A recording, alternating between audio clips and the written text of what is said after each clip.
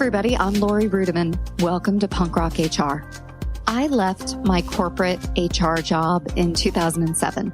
I was pre-recession, although in the state of Michigan where I lived at the time, we really felt the recession starting around 2006. I had had enough of Pfizer and I asked for and received a severance package. It's just that simple. Well, it's really not that simple. I asked for a severance package and was told maybe. And then I asked someone else and I was told yes. So lesson learned, ask the most important person you can in the food chain and stick with that answer. So I went out into the world and thought, I'm going to make some money blogging. And if you know anything about adulthood or capitalism, you should know that nobody ever made any money blogging. The same thing can be said about podcasting, being on YouTube, being on Twitch, having a dope-ass video channel somewhere else on a platform I don't know anything about. 1% of people in any given industry make almost all of the money.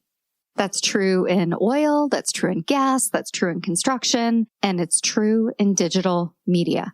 So the blogging thing didn't work out for me, and, I didn't know what to do. So I thought, well, I'll open a consultancy. But that was a hard slog because I didn't want to really be an HR consultant. That was what I was trying to get away from. And so I landed in a weird place, especially during the Great Recession in 2008 and 2009, where I found myself being a career coach.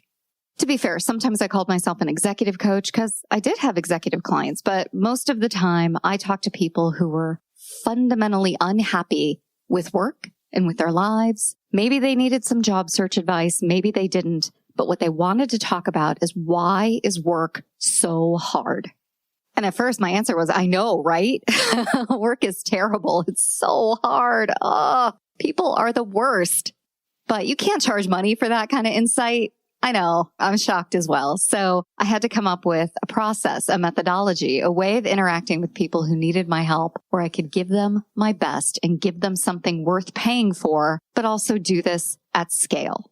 So that's what I want to talk about today. If you're interested in being an executive coach, a career coach, a job hunt coach, whatever term you want to use, what do you have to do to make this business work, to make it thrive, and to make it successful in a time when people have no money? The answer is a little complicated because most small businesses fail, like at record rates. So if you want to be a coach of any kind, you have to approach this not like a side hustle, not like a thing you're going to do because you've got some free time and you need to make money. You need a business plan. You need a way through the dark times, the tough times, the moments where you don't have any income coming in, and yet you want to drum up business. My friend Jennifer McClure is a really smart executive coach, and one of the things we often laugh about is we give advice that we don't follow. And her favorite piece of advice for people who are starting new businesses is to go visit score.org. SCORE is a wing of the Small Business Association, and they provide mentoring, counseling, advice, guidance for people who are looking to launch a new business. And it's kind of meta to be a career coach and then go get career coaching about how to launch your small business. But it is absolutely essential because if you want to monetize your coaching practice, you need a plan. But before you get to the how, I think it's really important to focus on the why. Why do you want to be an executive coach? Why do you want to help people through the most difficult moments of their professional lives? You need to know your backstory. You need to know what motivates you, because if you don't know your backstory, including all of your strengths and all of your weaknesses, you're going to be a terrible coach. So I like to ask myself why 3 times. Why did I want to be a career coach? Well, there was a need out there and people were coming to me. Why were they coming to me? Well, hopefully because they sensed that I had a deep amount of compassion for what they were going through, and because I had good advice and good ideas and good plans to help them get through some of the most difficult days of their lives. But why me? Why do I have that compassion? Why do I have ideas? Well, because I've seen this in my own life. My parents were chronically underemployed. Like they just were not meeting their potential in life. And my dad gladly took an early retirement package in 1996 and has not worked a single day since then. His skills just aged out. And frankly, the more he was unemployed, the more he drank, and the more he drank, the less employable he got. And it became this weird, vicious cycle where he was looking for an external identity and external validation. And the world was telling him, you're not bringing it, dude. You're just not bringing it. And he took it personally. He really operated out of this sense of learned helplessness. Like he was a victim. And really, he was just a victim of his own self-limiting thoughts. My mom told me I'm not allowed to talk about her until she dies, but she doesn't listen to podcasts. So please don't tell her, or tell her. I don't care, really. But my mom was also a victim of her own self-limiting thoughts. She really identified herself as only having value in the eyes of the men around her. She took this men-first approach through every aspect of her life, through young adulthood, being a new wife, having children, being a new wife again, having more children, breaking up, figuring out that she was going to randomly take a police officer exam. And the men of the Chicago Police Department really defined her in her 30s and 40s. I don't want to talk about her, but her identity was wrapped up in how other people, especially men, saw her as a woman. But beyond that, I have family members in my own life who, for whatever reason, hit a ceiling and never punched through. Or I have relatives who worked for chronically toxic work environments, or bosses who mistreated them, or just in jobs that gave them absolutely no satisfaction, that were pointless, that didn't use their knowledge, skills, and abilities. And they suffered. And they didn't just suffer internally. Their lives were just somehow a little darker, a little bleaker, a little less colorful. And that feeling of pessimism and cynicism was transferred to other generations of my family. I mean, it's just really fascinating. So I understand my why. People come to me because they sense that I have ideas and plans and skills and knowledge that can be helpful to them. But they also know that I know. I mean, I really know. I know. It's painful for me to even say this, but I just know how terrible it is when work is just a hard slog. And I want to help people get past that. That's really important to me. That's the closest I get in this world to a sense of purpose. Now, you're not me. Your experiences are different, and your why is absolutely different. But if you don't know it and you're not honest with yourself about it, you're not going to be a very good career coach.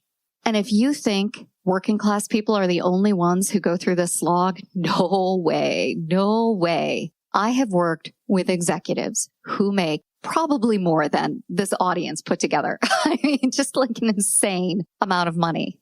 And the deep well of unhappiness they feel is real. It's palpable, and it's nothing to be laughed at, because no matter how much money you make or where you fall on the org chart of life, you deserve to go to work and to contribute and to make enough money and to support your family, but to leave without feeling as if your dignity has been impacted. So that's my why. And you got to get there by asking why more than once, 3 times minimum. Why are you doing this? Why do you want to be a career coach or an executive coach? What I love about the Workforce Agility Limited Series by Cornerstone was we talked to executives and customers all about skills. Skills.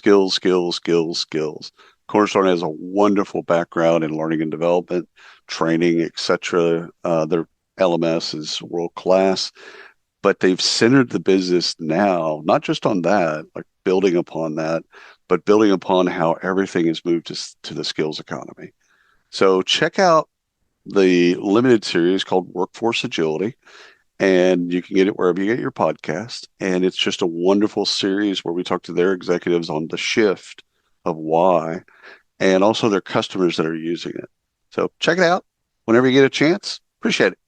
I think studying the world of coaching is also really important. I'm not someone who necessarily believes you need to go out and spend money on a certification. Like, sometimes that's pointless. And also kind of like a multi-level marketing scheme where, at one level you're a blue, and the next level you're a green, at the next level you're a purple. And if you bring in other coaches, you get to ascend the ranking a little bit higher. Like, you should be skeptical of some of these coaching programs. But If you find a coach that you like, get curious, ask questions about how they operate in the world, what they're reading, what they love. Follow that person and be curious. Interview them and ask them, how did you get to do what you're doing right now? And I know they will open up to you. I'm insanely curious about people who ask really good questions and then shut up. So I try to do that. I mean, it's very difficult for me to shut up, but my coaching style is a lot of questions. The other thing about my coaching style is that it's a lot of activity. Like people leave my sessions with things to do, people to connect with, books to read. Like this is not about just coming in for a therapy session. I'm not a therapist. That's not what I have to offer. In fact, I think that's a real important component of coaching, to know that it's not therapy, to know that it's not as good as seeing a doctor for when you're feeling depressed, because medicine and maybe some activity fixes the biology of your brain. And then therapy really fixes psychology, attitudes, beliefs, long held ways that we operate in the world. And then coaching really fixes the environmental reasons we make the same career mistakes over and over again. And I think it's a continuum. Like if you need medicine and you need therapy, coaching is not going to work for you. And a great coach knows this and will self-select out and say, I can't help you, and turn down that client and make recommendations on medicine and on therapy. Not like you need to take Zoloft, but hey, have you thought about talking to someone? This is what I see. And if you need some help in connecting with a doctor or a therapist, let me help you with that. If you don't have the courage or the bravery to turn down business, to give people the resources they need, you cannot be an executive or a career coach. Finally, I'll leave you with this. A lot of times people feel as if they have expertise in the world of work, and maybe their incomes are down or they're just curious and they say, you know what? F it. I'm going to be a career coach.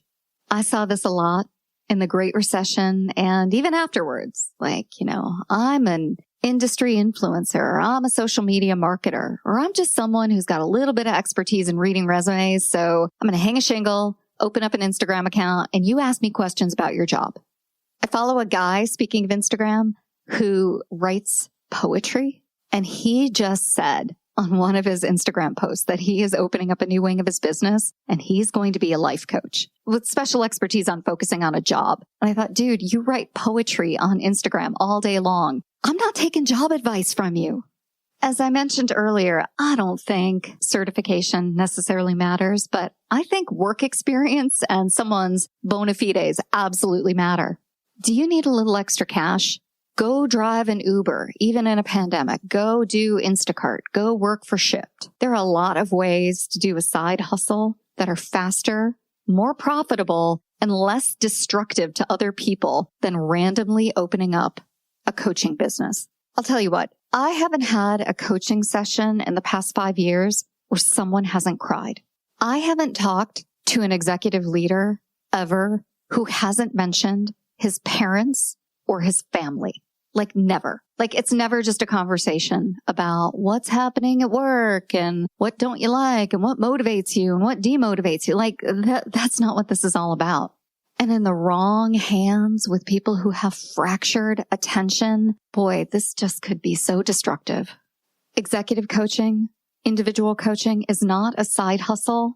So please just don't do it. If you need ideas for a side hustle, hit me up. We can brainstorm. I will give you that career coaching session for 15 minutes for free, just so you don't think you can become an executive coach or a career coach. So if you want to start a coaching business, I've given you 4 pieces of advice. Number 1, go to score.org and create a business plan. Number 2, understand your why and ask it 3 times. Number 3, be prepared to turn down business that you're not qualified to take on, especially if somebody needs medicine or therapy. And then number 4, do not consider career coaching or executive coaching to be a side hustle because you've got a big Instagram account or because you need to make a little bit of money. It is not a side hustle. You're dealing with real people. I just took on a new crop of clients, but not like a crop, just a few, because they're on the bench and need some help.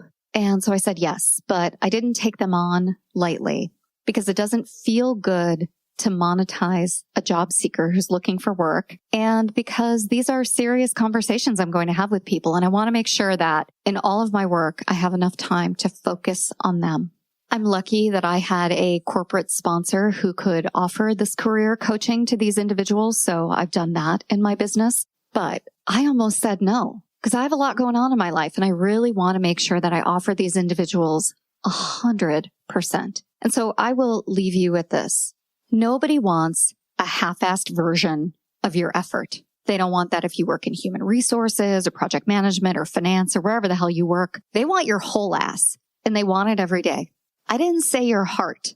I said your ass, because the major muscle in your body are your glutes. And you got to put everything you can, everything, all of your effort, all of whatever you do in this world into this business, especially into this coaching business. And if you only have half an ass for that, boy, we don't want it. No thanks. But if you're ready to work and work on behalf of other people who are trying to figure the world of work out, boy, I think you could kill it. I think you can do great work. So if you need any advice, you have any questions, hit me up. You can find me at hello@letsfixwork.com, and I would welcome a conversation with you about how to start a coaching business or how to improve it, whatever you need. Just reach out and we'll figure out how to connect. And if you want any resources from this episode, you can head on over to lorirudiman.com/punkrockhr-111. This is episode 111. Crazy. I hope you enjoyed the show today, and remember to wash your hands, wear a mask, and don't be fooled by Trump and his people. This is a real thing still, and it could still kill you, so be safe. Don't catch COVID-19, and we'll see you next time on Punk Rock HR.